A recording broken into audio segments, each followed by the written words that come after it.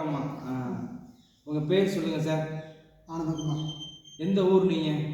நான் ராமநாதபுரம் மாவட்டத்தை பாண்டியூர். பரமக்குடி பாண்டியூர். சரிங்க சார். உங்களுக்கு வயசு என்னங்க சார் ஆச்சு? 45. சரிங்க சார். என்ன வேலை பார்த்தீங்க? நான் டிரைவிங் பார்த்தேன்.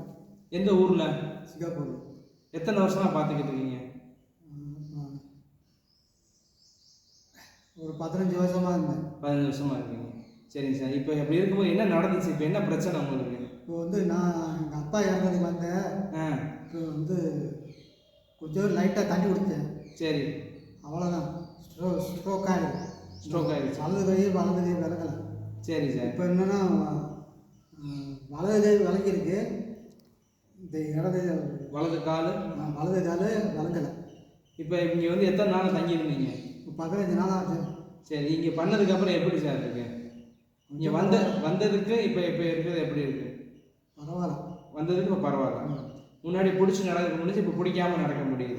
இன்னைக்கு இப்போ காரை எடுத்தீங்களா, அது எப்படி இருந்துச்சு அந்த அனுபவங்கள்? அது ஒரு நம்பிக்கையாக இருக்கா? நம்பிக்கை இருக்கு. நம்பிக்கை.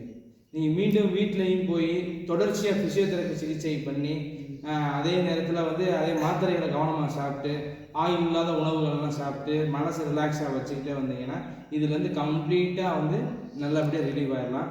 இவர் நண்பர் ஆனந்த், இவர் கிட்டத்தட்ட ஒரு 15 நாளாக நம் சொல்கிற தமிழ் ஃபிசியோதெரப்பி மறுவாழ்வு சிகிச்சை மையத்தில் தொடர்ச்சியான ஃபிசியோதெரப்பி மேற்கொண்டு இன்றைக்கி அவங்க இண்டிவிஜுவலாக நடந்து நாளைக்கு அவங்க வீட்டுக்கு போகிறாங்க.